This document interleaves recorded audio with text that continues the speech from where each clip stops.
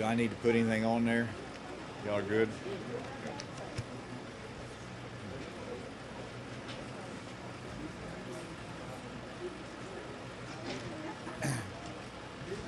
Well, thank you for joining us this morning. I'm glad to have the mayor with me of Pocahontas. This is A.J. Gary, my director of Arkansas Department of Emergency Management.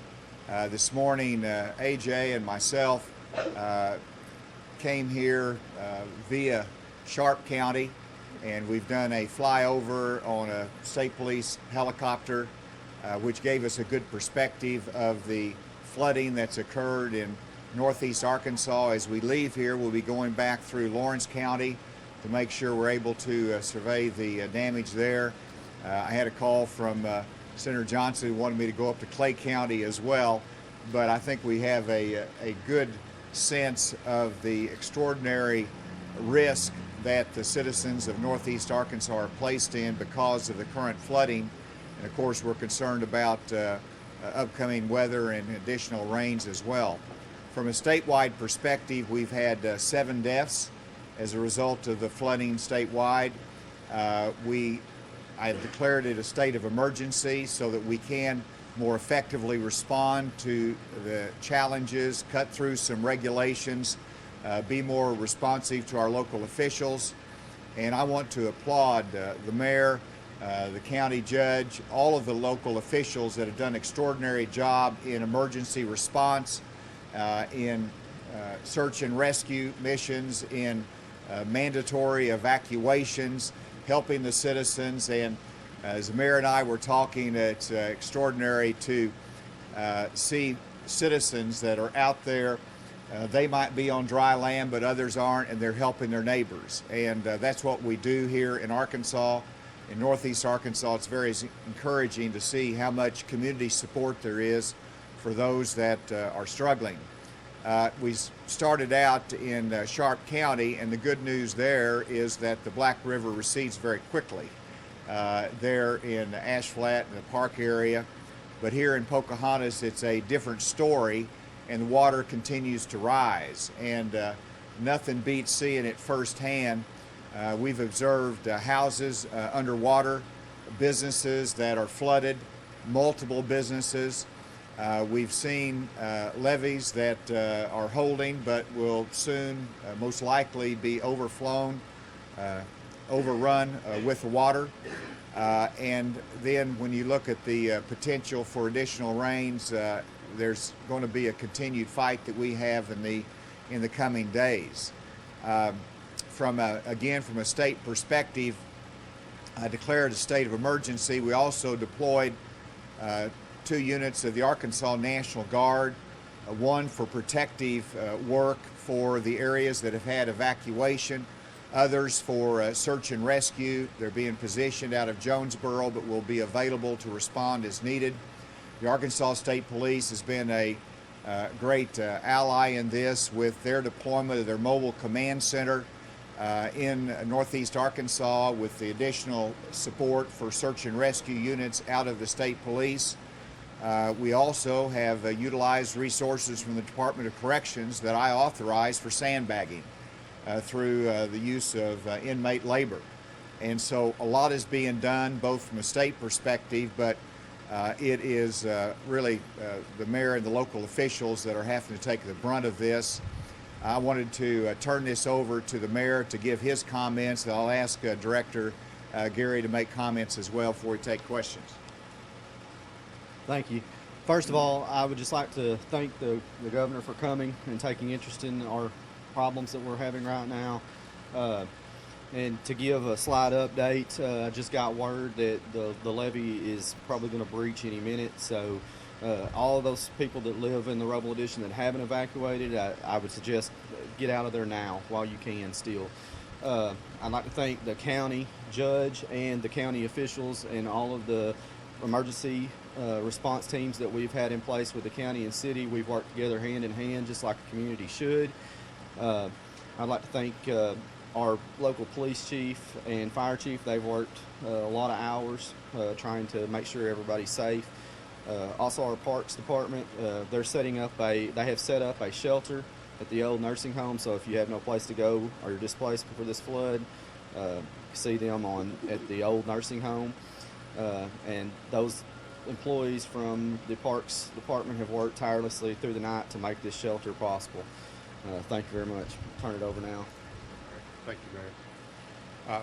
I just want to echo the appreciation and the respect for the local officials here, the first responders, the county OEM, county judge, the mayor.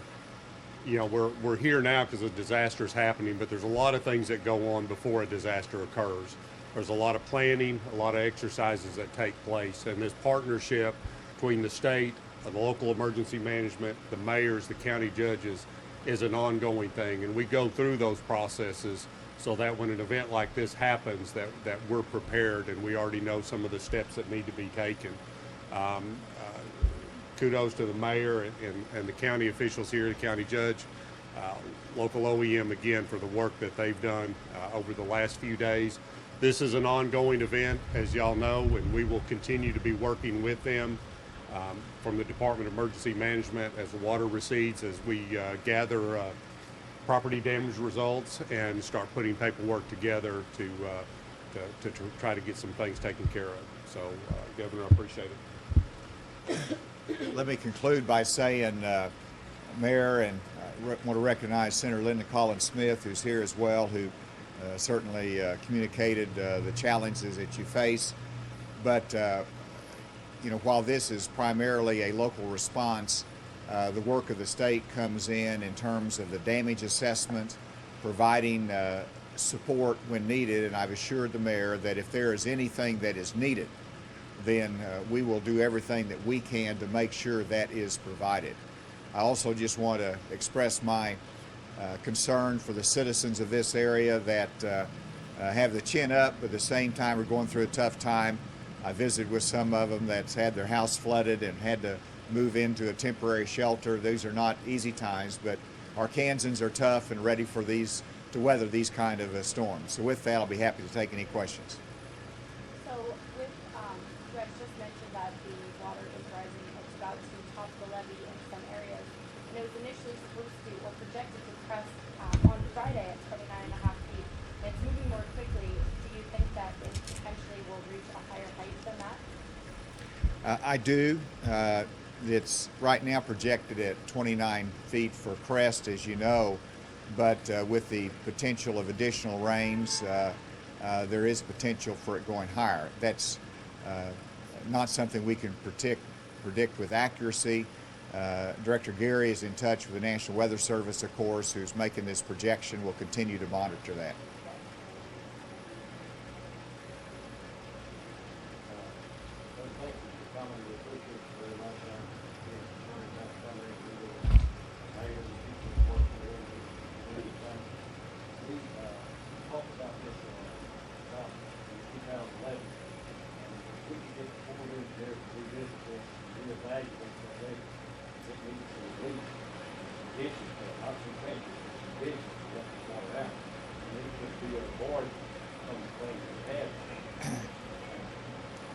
Thank you for the question, and I do think that that's one of the benefits of making this flyover and this tour here, is that I see the reality of what is it, 5 rivers can do to a community, and water's got to go somewhere, and we've got to have a time of assessment to see, you know, with the flood in 2011, was it 2008 as well, and then here in 2017, we do need to do some long-term studies as to how we can take necessary steps to avoid this in the future. And so I know the Corps has a role to play in it. We've talked about the need for perhaps dredging of the rivers, but there's a lot of different aspects and studies that need to be done before you make a final determination. So in 2011, some of the people who live in town told us that a lot of people didn't take those evacuation orders as seriously as they should have, and they had to do a lot of emergency rescues. I know it's supposed to be worse this time. Have any emergency rescues been made at this point? Do you know? certainly statewide, there has been emergency that rescues that have been taking place. Do you want to comment on that, AJ? Yeah, statewide, we've had over 40 rescues throughout, I think 21 in one county alone. So, and again, just go with what the mayor said, we're encouraging people to evacuate those areas. There's no reason to put our first responders in jeopardy and put their lives in danger to have to go in and rescue them. So we can't stress enough the importance for people in those areas to evacuate. I would emphasize that as well. And then secondly, it's important to emphasize that when you see a road that has water crossing it, turn around. Don't think that, it's not rising. Don't think that you can make it through with a car. You've got to turn around. We've seen a number of incidences of really a loss of life whenever somebody tried to ford a river whenever it was not suitable to do that. Thank you all very much. Oh, we have a question back here. Yes, I'm from the Gulfport district, and we just wondered if there's any way to keep folks out from coming over there and sightseeing because our last big cut, a lot of it we figured out was the waste, so much what we're going to hit the window. I know the mayor really urged yesterday for sightseers to stay home, and that needs to happen. There's rescue efforts, there's people who are engaged in protecting property and lives, and we need to let these crews work, and we need to have the sightseers that will stay in their residences. So thank you for pointing that out. Do you have anything else to add on that? We do have security stationed over there in the east side National Guard, as we were over there a few minutes ago, maybe an hour or so ago, was over there. So we're trying every effort to control that. Governor, we just want to thank you for coming up. It's really important to the people here for you to say you're a new governor, and I don't know if you've ever seen this much water come down on some folks, but we really thank you for coming up here. It's important to all of us that you come. Thank you so much. Thank you, Senator. Thank you all very much. Thank you.